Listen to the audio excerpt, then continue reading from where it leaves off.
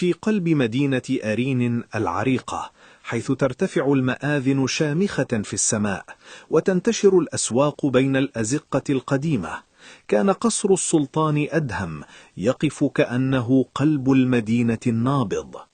كان السلطان أدهم حاكما قويا وعادلا يخشاه الأعداء ويحبه شعبه. انتصر في الحروب واتسعت مملكته وامتلأت خزائنه بالذهب والجواهر، ومع ذلك كان يشعر أحيانا أن شيئا ما ينقص حياته، شيئا لا يستطيع المال ولا السلطة أن يقدماه. في أحد أيام الربيع خرج السلطان من القصر متخفيا كعادته ليتجول في المدينة ويرى أحوال الناس، وبين الأزقة والحدائق الصغيرة وصل إلى بستان هادئ تفوح فيه رائحة الياسمين.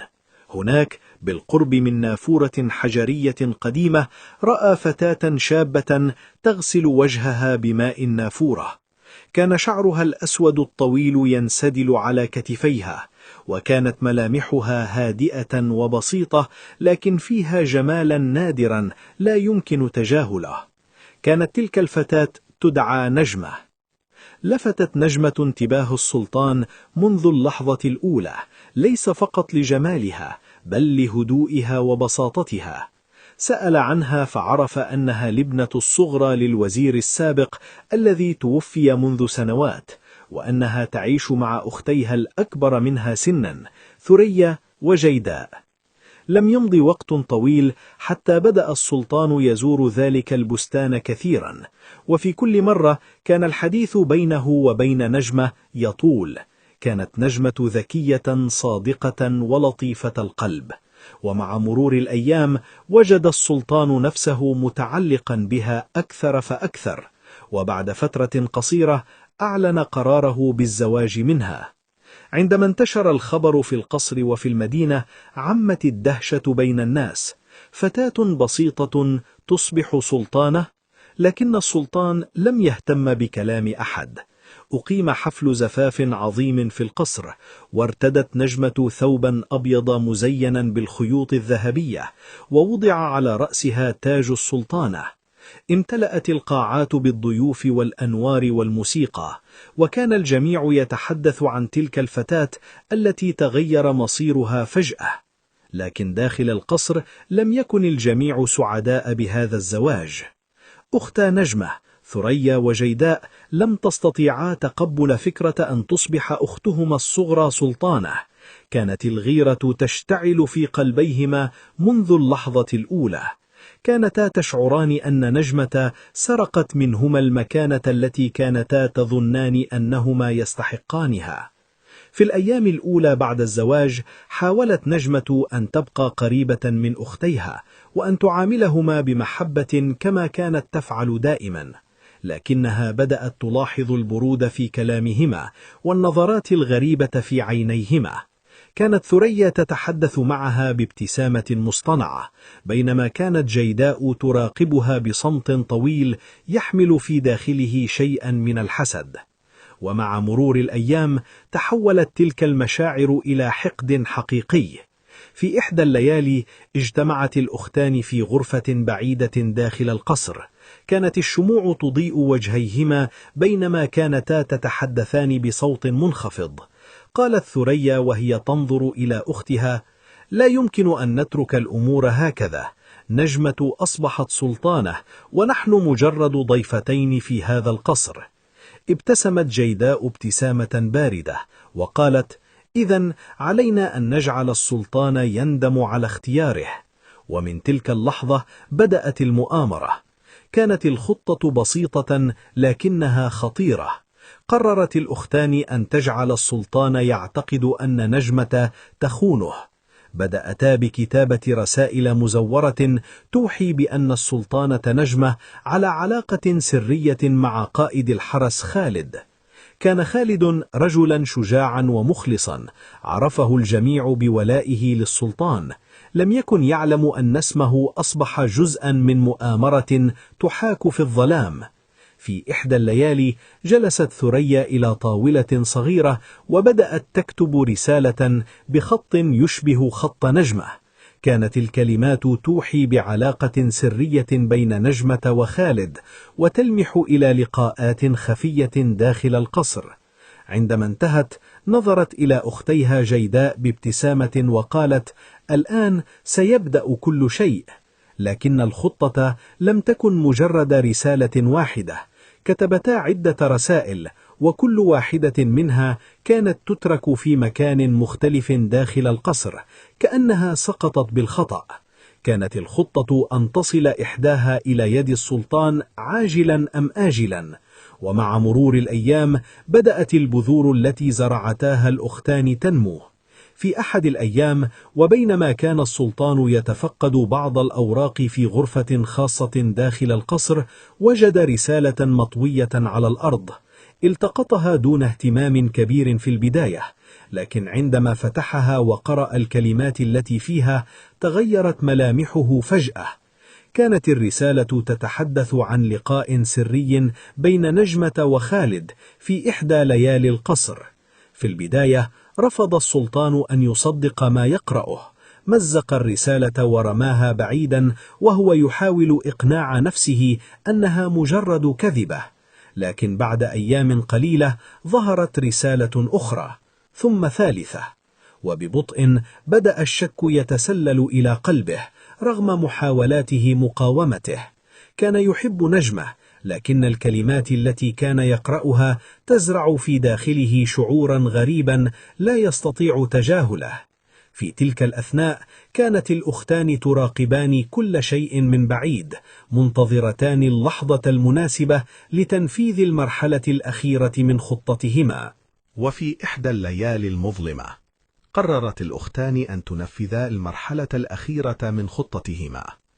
كانت تلك الخطوة هي الأخطر، لكنها أيضا كانت الخطوة التي ستجعل السلطان يصدق كل شيء دون شك. جلست جيداء إلى الطاولة وكتبت رسالة قصيرة بخط يشبه خط السلطان نجمة، لكنها هذه المرة كانت موجهة إلى قائد الحرس خالد. كتبت فيها أن نجمة تريد أن تقابله سرا في غرفتها في تلك الليلة، وأن الأمر مهم ولا يحتمل التأجيل. بعد أن انتهت من كتابة الرسالة أعطتها لخادم موثوق به دون أن يعرف الحقيقة، وطلبت منه أن يسلمها إلى خالد فورا. في الوقت نفسه ذهبت ثريا إلى السلطان وأخبرته بصوت متردد أنها تخشى أن يكون هناك أمر خطير يحدث داخل القصر. قالت إنها لا تريد اتهام أحد، لكنها سمعت أشياء مقلقة عن لقاءات سرية بين نجمة وخالد. لم يقل السلطان شيئا في البداية، لكنه شعر أن قلبه يثقل أكثر. تذكر الرسائل التي وجدها من قبل، وشعر أن كل شيء بدأ يرتبط ببعضه بطريقة مخيفة. وفي تلك الليلة قرر أن يكتشف الحقيقة بنفسه. أما خالد فقد استلم الرسالة وهو في حيرة شديدة. لم يكن معتادا أن تطلب السلطانة لقاءه في هذا الوقت المتأخر، لكنه ظن أن الأمر ربما يتعلق بأمن القصر أو بشيء عاجل. توجه إلى جناح السلطانة بخطوات مترددة. كانت نجمة في تلك اللحظة داخل غرفتها تقرأ كتابا قرب النافذة، عندما سمعت طرقا خفيفا على الباب. عندما فتحته تفاجأت برؤية خالد يقف أمامها. نظر خالد إليها بدهشة وقال إنه جاء بسبب الرسالة التي وصلته منها. ارتبكت نجمة فورا وقالت إنها لم ترسل أي رسالة. وفي تلك اللحظة بالذات انفتح الباب بقوة. دخل السلطان أدهم إلى الغرفة بعينين مشتعلة بالغضب، وقد رأى خالدا يقف أمام نجمة داخل غرفتها في وقت متأخر من الليل. ساد صمت ثقيل. حاولت نجمة أن تتكلم وأن تشرح أن الأمر سوء فهم، لكن السلطان كان قد رأى ما يكفي ليقتنع بأن الشكوك التي زرعتها الرسائل كانت حقيقية. نظر إلى خالد بغضب شديد وأمر الحراس باعتقاله فورا، ثم التفت إلى نجمة وكانت نظراته مليئة بالألم والغضب معا. لم يصرخ ولم يتحدث كثيرا، لكنه قال ببرود إن ثقته قد تحطمت. في صباح اليوم التالي صدر الحكم. حكم على خالد بالسجن، أما نجمة فقد أمر السلطان بنفيها بعيدا عن القصر. عندما جاء الجنود ليأخذوها لم تحاول المقاومة، كانت عيناها مليئتين بالدموع لكنها بقيت هادئة. صعدت إلى عربة سوداء أعدت لنقلها، ونظرت إلى القصر للمرة الأخيرة قبل أن تغلق الأبواب خلفها. تحركت العربة ببطء خارج أسوار المدينة. كانت وجهتها مكانا بعيدا يعرف بوادي الصمت، واد مهجور تحيط به الجبال ولا يسكنه أحد. عندما وصلت نجمة إلى هناك تركها الحراس أمام كوخ صغير مهجور معها بعض الطعام والماء، ثم غادروا دون كلمة. وقفت نجمة تنظر حولها في صمت. كانت الرياح تمر بين الصخور، وكان المكان خاليا تماما من الحياة. جلست قرب الكوخ وبدأت تبكي بهدوء. لم تكن تبكي فقط على القصر الذي تركته خلفها، بل على الثقة التي تحطمت دون أن تمنح فرصة للدفاع عن نفسها. مرت الأيام بطيئة وثقيلة، لكن نجمة لم تستسلم. بدأت تنظف الكوخ وترتب ما حوله، وتعلمت كيف تعيش في ذلك المكان القاسي. أما خالد فقد كان يقضي أيامه في السجن وهو يفكر في كل ما حدث. كان يعلم أن الأمر كله يبدو كأنه فخ، لكنه لم يكن يملك دليلا على ذلك. ومع مرور الوقت بدأت فكرة واحدة تسيطر على عقله: الحقيقة لا بد أن تكتشف. بعد أشهر من السجن تمكن خالد من الهروب بمساعدة أحد الحراس الذين كانوا يثقون ببراءته. خرج من المدينة ليلا وبدأ يبحث عن أي خيط يقوده إلى الحقيقة. عاد إلى القصر سرا وبدأ يراقب تحركات الأختين ثريا وجيداء. وفي إحدى الليالي سمعهما تتحدثان في غرفة جانبية داخل القصر. كانتا تضحكان وهما تتذكران كيف نجحت خطتهما في إبعاد نجمة عن القصر. تجمد خالد في مكانه عندما سمع تلك الكلمات. انتظر حتى غادرتا الغرفة، ثم دخل وبدأ يبحث بين الأوراق الموجودة على الطاولة. وبعد دقائق قليلة وجد رسالة مخبأة داخل صندوق صغير. كانت الرسالة مكتوبة بخط جيداء وفيها تفاصيل الخطة كاملة. عندما قرأ خالد الرسالة أدرك أن الوقت قد قام لكشف الحقيقة. في صباح اليوم التالي ذهب مباشرة إلى السلطان. في البداية لم يصدق السلطان أن خالدا تمكن من الهروب من السجن، لكن عندما رأى الرسالة في يده وقرأ الكلمات المكتوبة فيها تغير كل شيء. شحب وجه السلطان وشعر كأن الأرض تهتز تحت قدميه. أدرك في تلك اللحظة أنه ارتكب خطأ فادحا عندما حكم على نجمة دون أن يسمع الحقيقة. ومن دون أن يضيع لحظة أمر بإحضار جواده واستدعى خالدا معه. انطلق الاثنان بسرعة نحو وادي الصمت، حيث كانت نجمة تعيش وحدها منذ أشهر طويلة جدا. كان الليل قد بدأ يهبط عندما اقتربا من الوادي، لكن ما لم يكن السلطان يعرفه هو أن الأختين بعد أن شعرتا بأن الحقيقة قد تقترب من الانكشاف أرسلتا رجلا مأجورا إلى الوادي ليقضي على نجمة قبل أن تعود إلى القصر. كان ذلك الرجل قد وصل بالفعل إلى الكوخ. دخل بهدوء وكان يحمل خنجرا لامعا في يده. كانت نجمة نائمة قرب النافذة ولم تكن تعلم أن الخطر يقف على بعد خطوات منها. اقترب الرجل ببطء ورفع الخنجر، لكن في تلك اللحظة اندفع باب الكوخ بقوة. دخل السلطان أدهم إلى الغرفة بعينين مشتعلة بالغضب. صوتا كالرعد شق سكون الوادي: توقف أيها الغادر! التفت القاتل ليرى السلطان أدهم يطير عن فرسه وينقض عليه كالصقر ليثبته في الأرض قبل أن يمس شعرة واحدة من نجمة. استيقظت نجمة مفزوعة لترى زوجها الذي نفاها يقف أمامها والدماء تغلي في عروقه حماية لها، فانخرطت في بكاء مرير، ليس خوفا بل لأن العدل الإلهي قد استجاب لدعائها في ساعة السحر. التفت السلطان نحو نجمة التي كانت تقف بملابسها البسيطة الممزقة، وقد غطى غبار الوادي وجهها الشاحب، لكن عينيها كانتا تشعان بنور الكرامة. حاول السلطان الاقتراب منها، مد يده ليمسح دمعة سقطت على خدها، لكنه تردد، فكيف يلمس اليد التي كسرها بقراره؟ نطقت نجمة بصوت ضعيف ولكنه ثابت: يا مولاي، هل جئت لتكمل ما بدأته، أم أن الصدق وجد طريقه إلى قلبك أخيرا؟ نزل السلطان على ركبتيه أمامها في مشهد لم يره أحد من قبل لسلطان أرين، وقال بصوت مخنوق: يا نجمة، لقد كنت في وادي الصمت، لكنني أنا من كنت في ظلمة العمى.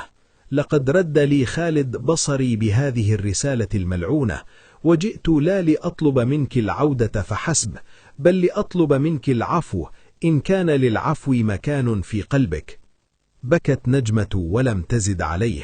لم يشأ الضغط عليها في تلك اللحظة، بينما كان خالد يقف بعيدا يراقب الأفق ويحرس هذه اللحظة، مدركا أن المعركة الحقيقية ستبدأ الآن عند العودة إلى القصر، حيث لا تزال الأفاعي تسكن الجحور. لم ينتظر السلطان بزوغ الفجر، بل أمر بركوب الخيل فورا والعودة إلى القصر في سرية. داخل القصر كانت ثريا وجيداء تحتفلان بنصر ظنتاه أبديا، فالسلطان غائب منذ الفجر، والقاتل انطلق، والساحة باتت خالية لهما. لم تكن تعلم أن القاتل الذي أرسلته بذهبها قد اعترف بكل شيء، وأن وادي الصمت قد رد الأمانة إلى صاحبها. دق طبول ديوان العدالة، وهو المجلس الذي لا ينعقد إلا في الملمات العظام. جلس السلطان أدهم على عرشه، وكان وجهه كقطعة من الغرانيت البارد، وعيناه تحملان نظرا بالهلال.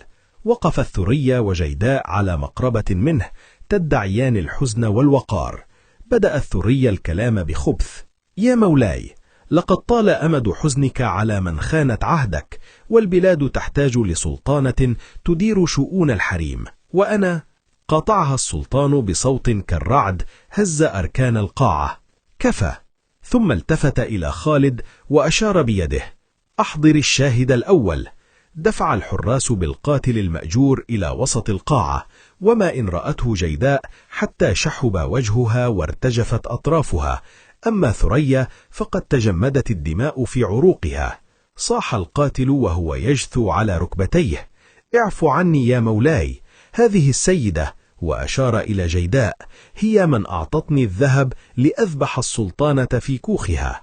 ضجت القاعة بالهمسات، لكن السلطان رفع يده ليصمت الجميع، ثم قال بنبرة هزت القلوب: أما الشاهد الثاني فهو من جاء من وراء القبر ليخزي الغادرين. انفتح الباب الكبير ودخلت نجمة. كانت تمشي بهيبة لم يكسرها النفي، ترتدي ثوبها الأبيض البسيط الذي تلطخ بتراب الوادي، لكن وجهها كان يشع بنور الحق. صرخ الثريا بجنون: هذا سحر، لقد ماتت، هذه روحها جاءت لتنتقم. تقدم خالد ووضع الرسالة المزورة والختم المصنوع من الشمع وريشة الكتابة النادرة أمام الوزراء، وشرح كيف نسجت خيوط المؤامرة في ظلام الليل لتدمير السلطانة. نظر السلطان إلى الأخوات بنظرة احتقار لم يروا مثلها قط، وقال: لقد أردتما التاج، وسأعطيكما ميراثكما من الظلم. تجردان من كل حرير، وتساقان إلى وادي الصمت لتسكنا الكوخ الذي سكنته نجمة، وتأكلا من كد يمينكما في الأرض التي حاولتما دفن الحق فيها. سحب الثريا وهي تصرخ وتلعن القدر، بينما سقطت جيداء باكية تطلب العفو. أما نجمة فقد اقتربت من السلطان، ولم تنظر إلى الأخوات بشماتة، بل نظرت إليهما بحزن عميق على دم ضاع في دروب الطمع. أصدر السلطان حكمه المزلزل وسط ذهول الجميع: تجرد ثريا وجيداء من كل ألقابهما، وتصادر أموالهما وتساقان إلى وادي الصمت لتعيش في الكوخ ذاته الذي سكنته نجمة، لتعملا في الأرض القاحلة وتأكلا من كد يديهما، ولتكون ذكريات غدرهما هي أنيسهما الوحيد. صرخت ثريا وتوسلت، لكن القلوب كانت قد تحجرت تجاهها. أما نجمة فقد تقدمت نحو السلطان وطلبت منه طلبا أخيرا، وهو أن يعفى عنهما من السجن والاكتفاء بالنفي والعمل. فوافق السلطان إكراما لنبلها، ليثبت للجميع أن الفرق بين السلطانة والخادمة ليس في التاج بل في طهارة النفس. بعد عودة نجمة إلى القصر لم تكن الأجواء كما كانت في السابق. صحيح أن الحقيقة انكشفت وأن السلطان أدهم أعلن براءتها أمام الجميع، لكن الجروح التي تركتها تلك الأحداث لم تختفي بسهولة. كان السلطان يشعر بندم عميق في قلبه. كلما نظر إلى نجمة تذكر كيف طردها من القصر دون أن يمنحها فرصة لتدافع عن نفسها. كان يعرف أن اعتذاره مهما كان صادقا لن يمحو الأشهر التي قضتها وحدها في وادي الصمت. أما نجمة فقد تغيرت كثيرا. لم تعد تلك الفتاة التي دخلت القصر بخجل وفرح. كانت الآن أكثر هدوءا وأكثر قوة. تعلمت في وحدتها كيف تعتمد على نفسها وكيف تواجه الألم دون أن تنكسر. لم تتحدث كثيرا عن تلك الأيام، لكنها لم تنسها أيضا. بدأت حياة القصر تعود تدريجيا إلى هدوئها. عاد السلطان إلى إدارة شؤون المملكة، بينما بدأت نجمة تهتم بأحوال الناس خارج القصر. كانت تطلب من الحراس أن يسمحوا للفقراء بالدخول إلى باحة القصر في بعض الأيام وتوزع الطعام والمال على المحتاجين. كان الناس يرون فيها قلبا طيبا لم تغيره السلطة ولا الظلم. أما خالد فقد أعاده السلطان إلى منصبه قائدا للحرس، وكرمه أمام الجميع لشجاعته وإخلاصه. لولا إصراره على كشف الحقيقة ربما بقيت المؤامرة مخفية إلى الأبد. مرت الشهور ثم السنوات، وأصبحت قصة نجمة معروفة في أنحاء المملكة. كان الناس يتحدثون عن السلطانة التي تعرضت للظلم، لكنها لم تسمح للكراهية أن تسيطر على قلبها. كان بعضهم يقول إن قوتها لم تكن في التاج الذي وضع على رأسها، بل في الصبر الذي أظهرته عندما فقدت كل شيء. وفي أحد الأيام وقف السلطان ونجمة على شرفة القصر ينظران إلى المدينة التي تمتد أمامهما. كانت الشمس تغرب ببطء وتلون السماء بألوان ذهبية هادئة. قال السلطان بصوت منخفض إنه تعلم من تلك القصة درسا لن ينساه أبدا، أن الحقيقة تحتاج إلى صبر حتى تظهر، وأن الثقة يمكن أن تدمر بسرعة إذا استمع الإنسان إلى الشك أكثر مما يستمع إلى قلبه. ابتسمت نجمة ابتسامة هادئة ولم تقل شيئا. كانت تنظر إلى المدينة وإلى الناس الذين يعيشون فيها، وكأنها تفكر في الطريق الطويل الذي قادها إلى تلك اللحظة. ربما خسرت الكثير في تلك الرحلة، لكنها كسبت شيئا لم يكن أحد يستطيع أن يأخذه منها: كرامتها. وهكذا أصبحت قصة نجمة تروى في المجالس والبيوت، ليس فقط كحكاية عن قصر ومؤامرة، بل كدرس عن الغيرة التي قد تدمر العائلات، وعن الحقيقة التي قد تتأخر لكنها لا تضيع أبدا.